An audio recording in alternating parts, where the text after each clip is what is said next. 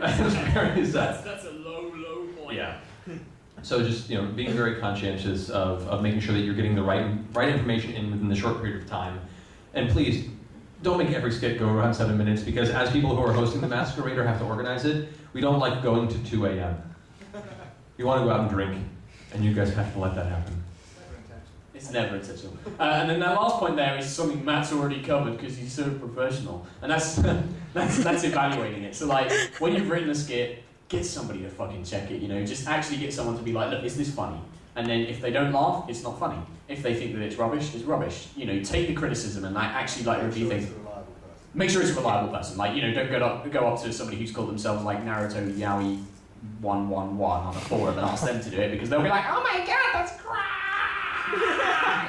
And you don't want that.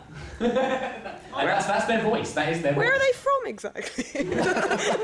Nowhere. They are from nowhere. They just spring up. I'd say ideally, if you can find a friend or spouse of someone who's in the skit who isn't actually involved in fandom at all, that can tell you if your jokes are universal enough to actually get a general... Well, that's the thing, because somewhat fortunately, I have the most hateful person in the world to edit my skits, because they hate me with a passion that is unbelievable.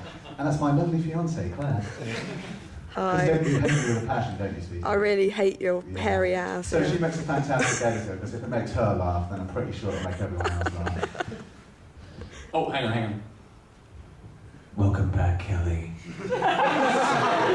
Why don't you sit down? Enjoy the rest of the skit. Writing. Panel. Thank you. I'm scared. Last point, it's great to have universal jokes. I mean, we're at an anime con. You can have some stuff that only anime fans are going to get. That's not a problem. But make it appeal to everyone. And that's something which I'll kind of go on to later. So we'll go on to the next point. So this is the structure of skits.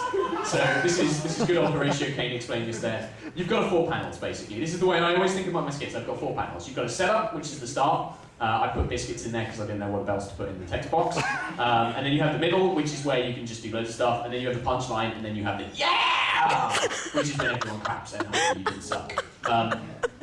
So the setup is where you establish what the hell's going on. So if you're doing a comedy skit, it's for your that man ones, you introduce I'm this man, whether it's that man or another man, or some man, and this guy introduces and he says I've got a product, or I've got a show, or I've got something that I'm going to show you, blah blah blah blah blah. And then you've got the middle, which is where you sort of I've said build up any tension or comedic pacing, but it could be anything. You're sort of you're working with the setup and you're building it up to the final part, which is the big punchline. And most skits will end on sort of one punch, and then that's it. It's the end of the skit, and then you go on to the yeah. And then hopefully you didn't suck and stuff like that. So the structure is kind of that kind of process and stuff like that. You want to make sure that each bit is as solid as it can be. The setup's got to be good. You've got to make sure that people know what the hell is going on. There's no point coming out and instantly going into some in-joke series thing that half the people don't get. You've got to introduce the character. Who are you? What are you doing? What's the situation? If you don't do those things, people are going to be like, what the hell is going on? I don't know what's going on. What's he doing? What's they doing? What's their name? What are they doing that? Why is that boy kissing that other boy? Why is that girl touching herself? I don't know. Who cares on that final part? Yeah, why is that cat girl doing a lap dance? Who let him take off his shirt? Those kind of things. And then the middle is sort of where you're building it up. You can have your little jokes and your little quips, but at the end of the day, you're building up for the punch, and you've got to make that awesome. If you have a really good punch, everyone's going to be laughing, and everybody will walk away saying that was a cool skit, man. That was a good skit.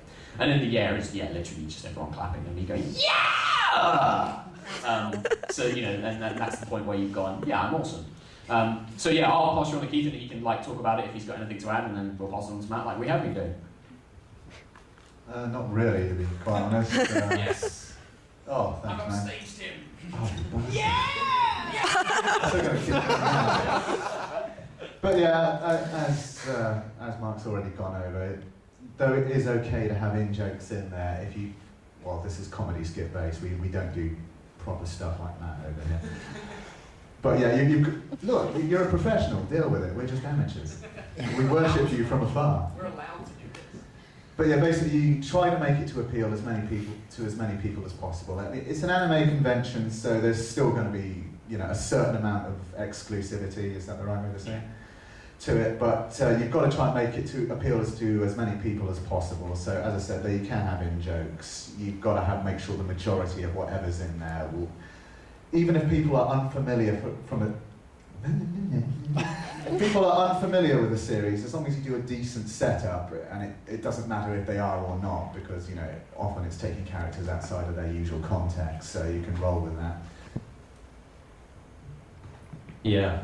There's nothing else to go for. Just, I guess I'll reiterate, please end on the punchline.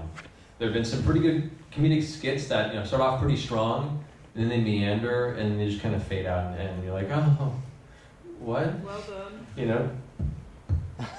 So, you know, make sure you're building to a point. Make sure the point is the strongest joke of the skit, and make sure that you finish on that point. Bow out, leave them laughing, leave it memorable, and don't let them eventually grow from, this is kind of cool, to get off the stage, which usually happens to me. Oh. Yeah, so I'll just kind of put this into an example. It's kind of like, the punch can be literally the very last thing that happens as well. Like when I did my 24 skit, like the punch was the 24 clock at the end. But, you know, that was just one of the punches, and so everything was building up to that. And then as soon as that happens, that was it, the skit's over.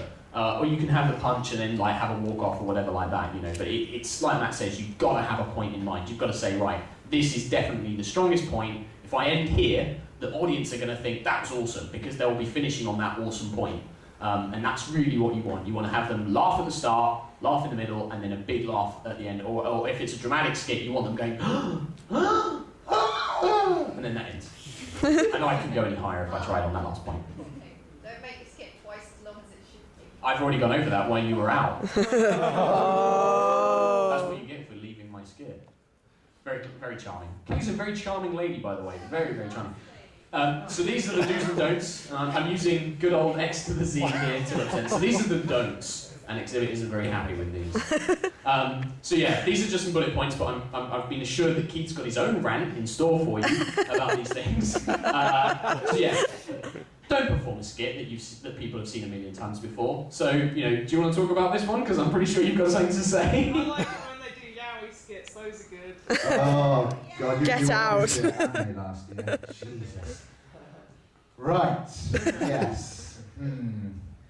Okay, first off, this is a personal pet peeve of mine. If you're going to do a dance skit, for the love of God, make sure you can dance.